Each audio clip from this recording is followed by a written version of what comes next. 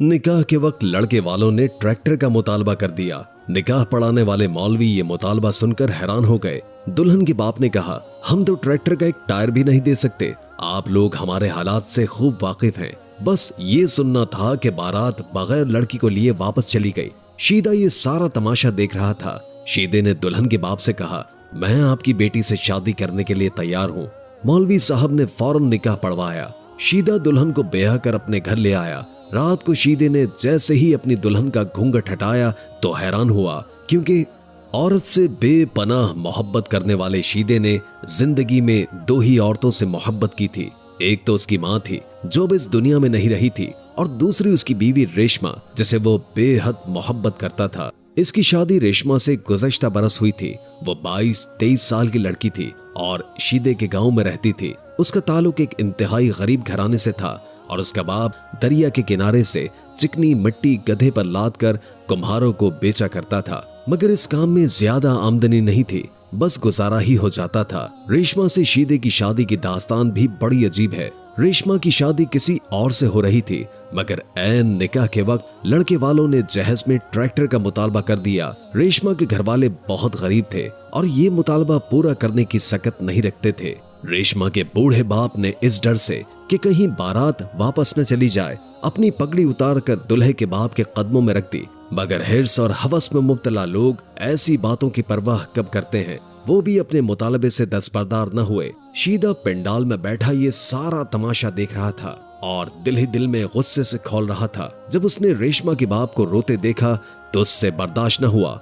वो उठा और लोगों के करीब आया। उसका डेल डोल अच्छा था, किसी जमाने में वो पहलवानी भी करता था। उसने लड़के के बाप से कहा, बाबा क्यों किसी की इज्जत खराब करते हो, ये गरीब लोग हैं, तुम्हें ट्रैक्टर कहां से देंगे। शीदे की ये मदाखलत दुल्हे को बड़ी बुरी लगी और वो सहरे के पीछे से बोला कि दूर हटो, ये हमारे घर का मामला है। उसके बाप ने इस डर से कि बाद में बात न बढ़ जाए, लड़की के बाप से कहा कि ज्यादा तमाशा बनाने की जरूरत नहीं, अगर तुम हमारा मुतालबा पूरा नहीं कर सकते तो बात यहीं खत्म, हम वापस जा रहे हैं, हमें शादी नहीं करनी। मुतालबा तो था ही ऐसा कि किसी हाल में पूरा नहीं हो सकता था। लड़के वाले वापस चले गए। पल में शादी वाला घर गम में डूब गया। लड़की की माँ बेहोश होकर गिर पड़ी। उसका बाप एक कोने में बैठा रो रहा था। लड़के वालों के साथ आए हुए मेहमान चले गए, मगर वो मेहमान जो लड़की वालों की तरफ से आए थे वो मौजूद थे और अफसोस कर रहे थे। ये मंजर देखकर शीदे के खून ने जोश मारा और बुलंद आवाज में रेशमा के बाप से बोला, बाबा तुम फिक्र मत करो, मैं तुम्हारी बेटी से शादी करूंगा अभी और इसी वक्त। उसके इस ऐलान ने वहां मौजूद तमाम लोगों को हैरान कर दिया। उनकी हैरानी खत्म हुई तो उसकी जगह खुशी ने ले ली। शीदा गांव का एक इंतहाई मेहनती और शरीफ नौजवान था। न किसी से लड़ाई झगड़ा करता था और न ही किसी बुरे फेल में था। वो इसी गांव में पैदा हुआ, यहीं बड़ा हुआ और सब जानते थे कि वो एक नेक और दूसरों के काम आने वाला नौजवान है। उसके पास जाती घर है और जमीन का एक छोटा सा टुकड़ा जिस पर वो काश्तकारी करके अपना खर्च चलाता था। उसकी बात सुनकर चंद बुजुर्ग जमा हुए और उन्होंने आपस में कुछ सलाह मशवरे किए। थोड़ी देर में निकाह हो गया। शीदा दिल ही दिल में बहुत खुश हो रहा था कि उसके बर वक्त फैसले ने लड़की वालों को परेशानी से बचा लिया। शीदे के बचपन के दोस्तों को जब उसकी शादी की इत्तला मिली तो वो भी भागे भागे निकाह की तकरीब में शामिल हो गए। किसी भी लड़की का इस तरह का मामला हो जाए तो उसका हल हो जाने पर सब बहुत खुश हो जाते हैं। गांव के सभी लोग बहुत खुश हो गए थे। बूढ़े और बूढ़ियां तो शीदे को दुआएं दे रहे थे।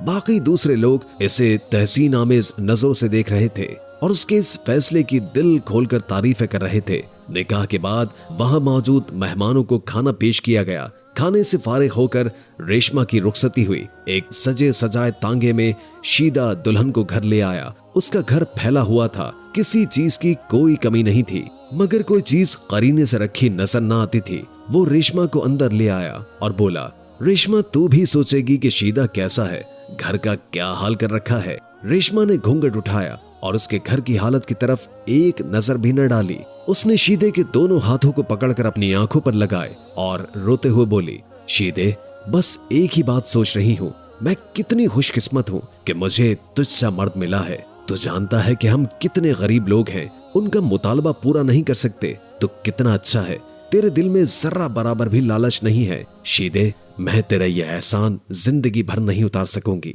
शीदे ने रेशमा से कहा, ऐसी बातें मत करो, मेरा तुझ पर कोई एहसान नहीं। तुम एक अच्छी लड़की हो, तुम इस घर के काबिल थी। सच पूछो तो मैं तुझे पहले ही पसंद करता था, लेकिन चूंकि तुम्हारा रिश्ता पहले ही हो चुका था तो मैं खामोश रहा। मैंने चचा से इसके मुतालिक कोई बात न की, लेकिन निकाह के दिन उन लोगों के इस मुतालबे ने मुझे हैरान कर दिया। मैं सोच भी नहीं सकता था कि वो लोग इतने लालची होंगे।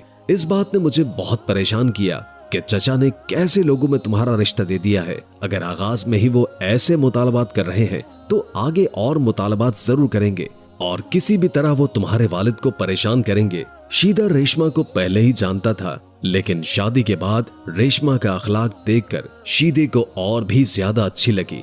लेकिन रेशमा के लिए भी शीदा किसी फरिश्ते से कम नहीं था। इससे पहले कि रेशमा किसी भी चीज की ख्वाहिश का इजहार कर दे, उसके मुंह से निकलने से पहले ख्वाहिश पूरी कर देता। शादी के बाद शीदे ने दोबारा पहलवानी शुरू कर दी, लेकिन लोग हैरान हुए कि शीदे के अंदर का पहलवान अचानक कैसे जाग उठा।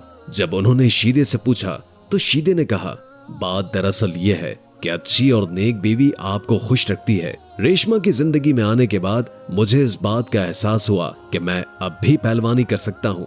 मैंने पहलवानी क्यों छोड़ दी? मैं अब भी बड़े बड़े पहलवानों के साथ मुकाबला कर सकता हूँ। और हुआ भी ऐसा। शीदे ने काफी मेलों में हिस्सा लिया जहाँ कुश्ती के मुकाबले होते थे। उसने बड़े बड़े पहलवानों को मात दे दी। शीदे का नाम पूरे इलाके में मशहूर हो गया।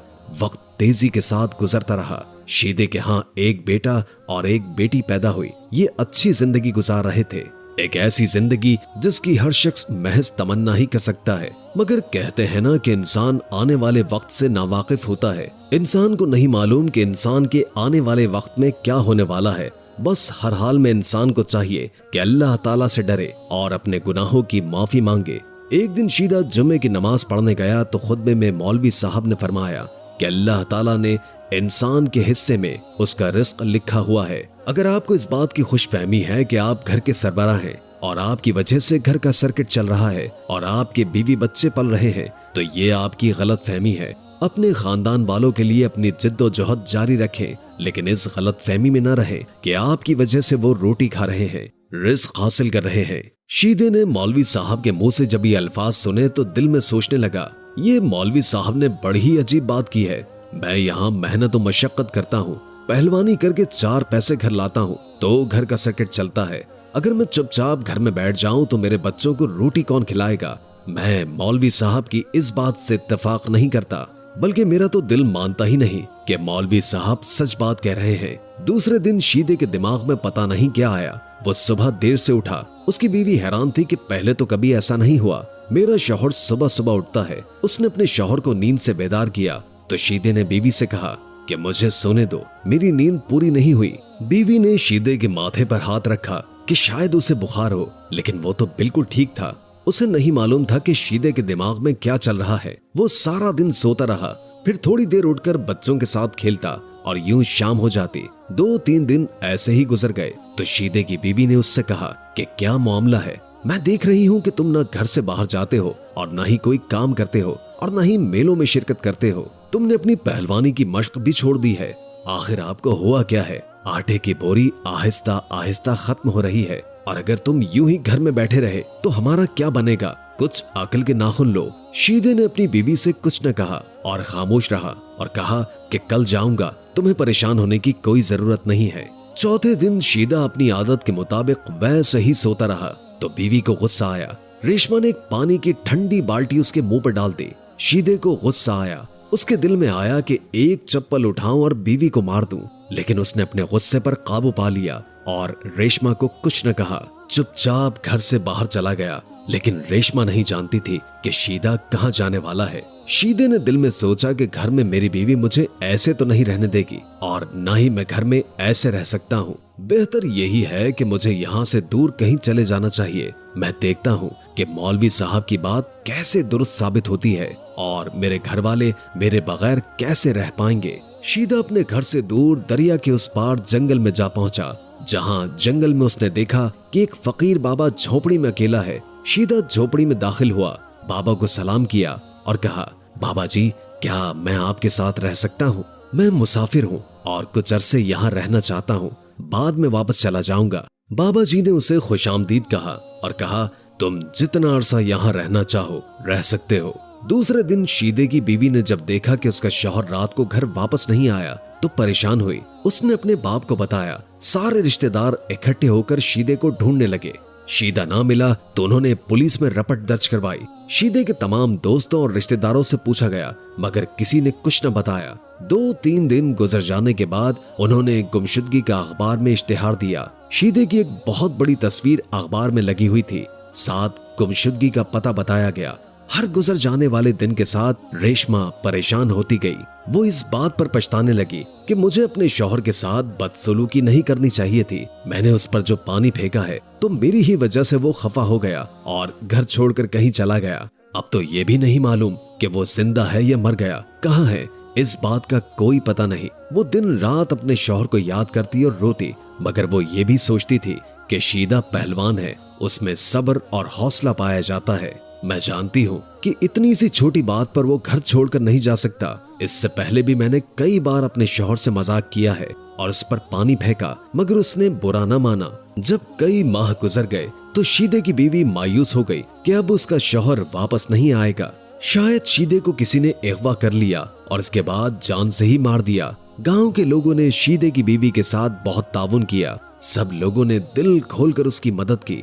गंदम की कटाई के मौके पर हर घर से एक एक बोरी उसकी बीवी यानी शीदे के घर मदद के लिए रख दी गई। रेशमा के घर में बोरियों का अंबार लग गया। गंदम की बोरियां रखने की जगह नहीं थी। चौधरी साहब ने शीदे के बच्चों की तालीम का जिम्मा ले लिया। इन दोनों को एक अच्छे से स्कूल में दाखिल करवा दिया। रेशमा ने चौधरी साहब को दुआएं दी, जिसने इन यतीमों का ख्याल रखा, उनके मुस्तकबिल के बारे में सोचा। रेशमा को शीदे की गुमशुदगी का अफसोस था, लेकिन गांव वालों की मदद और उनके खुलूस को देखकर वो हैरान थे। उन्हें इस बात का अंदाजा ही नहीं था कि हमारे गांव में इतने मुखलिस और अच्छे लोग पाए जाते हैं और मुश्किल वक्त में वो अपनों और परायों का पता चल जाता है। मुश्किल वक्त में गांव वालों ने शीदे की बीवी को तन्हा न छोड़ा और उसकी खूब मदद की। 1 साल का अरसा गुजर चुका था। शीदे को अचानक अपने बच्चों की याद आई और उसे रेशमा की याद सताने लगी। उसने बाबा जी से इजाजत ली और घर की तरफ भागा। उसके दिल में कई वसवसे आ रहे थे कि मेरी बीवी का क्या होगा, बच्चों का क्या बना होगा, पता नहीं वो जिंदा होंगे या भी नहीं। इन्हीं सोचों को दिल में लिए वो घर की तरफ भागे जा रहा था। लेकिन जैसे ही वो गांव में दाखिल हुआ तो लोग शीदे को देखकर हैरान हो गए और इसे भूत समझकर दूर भागने लगे। शीदा गांव के हर फर्द को यकीन दिला रहा था कि मैं भूत नहीं, मैं जिंदा हूँ। वो अपने जाने की वजह बता रहा था, लेकिन लोग उसकी बात का यकीन नहीं कर रहे थे और उसकी तरफ देखने से भी कतरा रहे थे। किसी ने शीदे की आमद की खबर रेशमा को पहले ही दे दी और ये तला दी कि आपके शौहर का भूत वापस आ गया। ये सुनकर रेशमा खौफजदा हो गई। शीदे ने घर के दरवाजे पर दस्तक दी तो रेशमा ने दरवाजा अंदर से बंद कर दिया। जब उसे पता चला कि बाहर दरवाजे पर उसके शौहर का भूत खड़ा है तो उसने अपने बच्चों को और खुद को कमरे में बंद कर दिया। शीदा दीवार फलांग कर घर के सहन में दाखिल हुआ और बीवी से कहने लगा, दरवाजा खोलो, मैं भूत नहीं, मैं मरा नहीं था।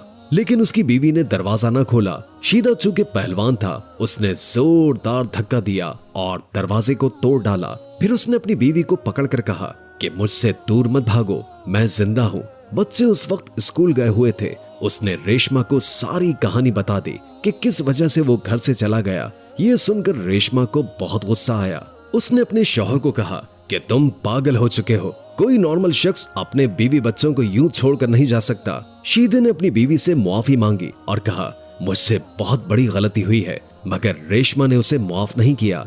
शीदे ने देखा कि घर में गंदम का ढेर लगा हुआ था। सहन की कच्ची दीवारें अब पक्की हो चुकी थी। घर का सहन भी पक्का था। नीज हर एंगल से पहले से उसका घर बेहतर मालूम होता था। थोड़ी देर के बाद बच्चे स्कूल से वापस आए तो शीदा उनकी वर्दी और बैग देखकर हैरान हो गया। बच्चों के कपड़े और जूते ऐसे थे कि शीदा देखता ही रह गया। शीदे ने दिल में कहा कि मौलवी साहब ठीक कह रहे थे और मैं गलत था। मुझे यूं अपने बीवी बच्चों को छोड़कर नहीं जाना चाहिए था। बच्चे अब उसके करीब नहीं आ रहे थे और बीवी भी उससे नजरें नहीं मिला रही थी। ये चीजें शीदे को बहुत परेशान कर रही थी और वो घर में अकेला महसूस कर रहा था। अगले दिन जब बच्चे स्कूल गए तो शीदे ने रो रो कर रेशमा से माफी मांगी और कहा कि अगर तुमने मुझे माफ न किया और दिल से कबूल न किया तो मैं अपनी जान दे दूंगा। रेशमा मुसलसल खामोश रही तो शीदा अपनी जगह से उठा और कहा कि मैं वापस जा रहा हूँ, मगर इस दफा मैं तुम लोगों को हमेशा हमेशा के लिए छोड़कर चले जाऊंगा। क्योंकि मैं जिंदा ही नहीं रहूंगा। हालांकि शीदा ड्रामा कर रहा था और अपने खानदान वालों को छोड़कर वो अब कहीं नहीं जा सकता था, मगर उसकी बीवी ने उसे रोक लिया उस एहसान के बदले में जो शीदे ने उस पर किया था। जब उसे कुछ लोग ठुकरा कर चले गए थे और शीदे ने उसे अपना लिया था। कुछ दिनों के बाद बच्चे भी शीदे से मानूस हो गए और शीदे ने नए सिरे से अपनी जिंदगी का आगाज किया।